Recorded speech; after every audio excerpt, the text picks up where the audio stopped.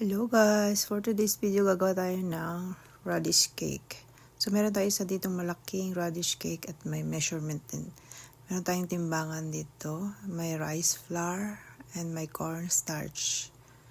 Ayan. Cornstarch or corn or potato, tapioca pwede rin. So, measure ko, kailangan ng tamang measurement guys. Kailangan ng ating labanos ay 900 grams. So, in grams siya. So, meron tayo doon, gagadgadin natin siya. Gadgadin natin siya ng ganyan, guys. Pino. So, ayan na lahat yung 900 grams. So, ito yung ating 300 grams na rice flour. So, ito lahat ang ating ingredients. Rice flour, 600 cc na water. Yan, 600 cc. And 30 gram na corn starch. Then asin. And then paminta. Tsaka yung sibuyas na yun na mabango. So magpainit tayo ng mantika at igisa natin ang ating ginadgad na labanos. So konting mantika tapos igisa-gisa lang natin siya guys hanggang sa lumambot ang ating labanos. Para maalis yung amoy niya at tsaka para lumambot din siya guys. So actually papalambutin, lulutuin natin talaga siya totally. So ayan, lutuin natin siya within 15 to 20 minutes guys. For sure na yan, in 20 minutes guys is malambot na siya talaga. So after ng papalambutin natin, titimplahan na rin natin siya syempre. Lagyan na natin yung asin at saka yung paminta. So, pwede rin actually guys, may flavor yan. Pwede rin may minced pork and yung hipon, yung dried hipon na maliliit or dried mushroom. So, ito lang nilagay ko yung sibuyas na na natusta. Parang bumango siya. So, ayan, mekos-mekos lang natin yun dyan. And then, mekos-mekos na rin natin itong mixture natin ng rice flour and ang ating 600 cc na water. Mix natin together yung rice flour and yung cornstarch natin. So, i-dissolve lang natin yan totally. Habang hinihintay nating lumambot yung ating labanos. So, ayan. Kunting mekos-mekos pa.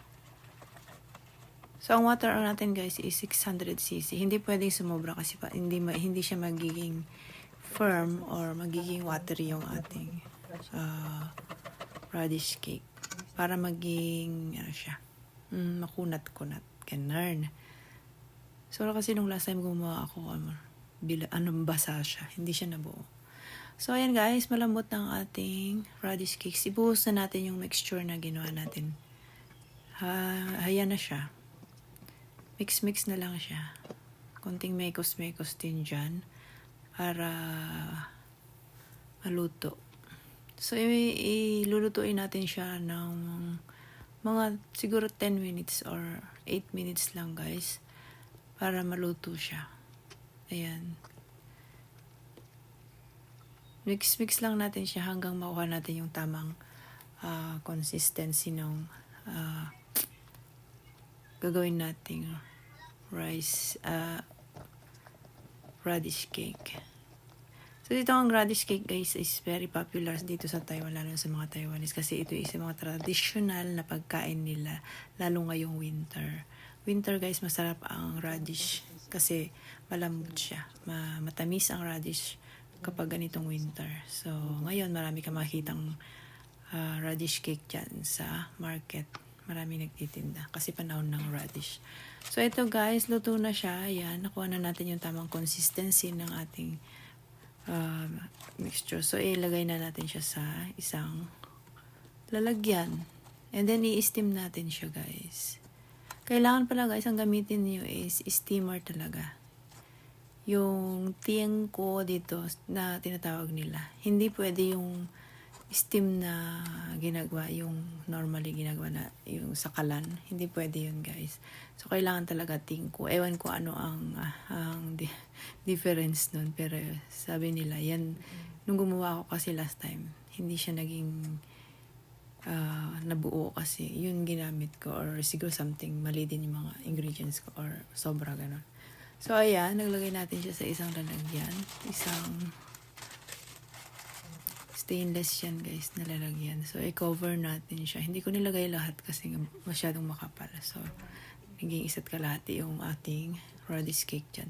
So, sa ating ko naman, guys, so dito sa steamer natin is 2 cups ang ilalagay natin. Yung cups, guys, is yung cups ng rice. 2 cups nun. Pag naubos na yun, guys, sakto naman na. Tapos na yung automatic mamamatay na yung yung steamer natin. Sakto yun. Sakto. Tapos na. Ito yung steamer na ginagamit ko, guys. Dito sa Taiwan, ang steamer ay ganyan. Ganito. So, yan na nga. After ng ilang minuto, so try natin kung luto. So, wala nang dumikit sa ating chopstick. So, ibig sabihin, luto na ang ating radish cake. So, ayan siya, guys. Diba? Madali lang siyang gawin, guys. I-try nyo siya. So, after ng luto yan, guys, pinalamig ko, and then lalagay natin siya sa ref ng overnight para mag-firm talaga yung ating radish cake. So, ilalagay natin to sa ref pag lumamig. And then, ito na siya after ng 24 hours. After 24 hours. After ng overnight, guys, na na-chilled, ito na siya. So, firm na siya. So, ngayon try natin siyang, titikman natin siya. Magluluto tayo ng konti. Piprito natin siya, guys. Piprito lang natin. So, ayan. Hindi ko siya kinapalan masyado. Pero sakto lang. So, ayan. Tingnan nyo, guys. Is saktong-sakto na lang talaga yung kanyang pagkakagawa. Hindi siya malambot. Firm talaga siya, guys. So madali lang siyang hiwain. Hindi siya hindi siya malambot, hindi siya malagkit.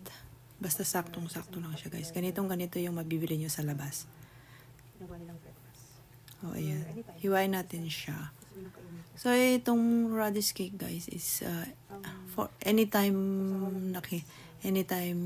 food ng mga Taiwanese. So, anytime kinakain sa umagahan, lalo sa umagahan, kahit tanghalian. Kasi sinaserve talaga siya as normal pagkain ng mga Taiwanese.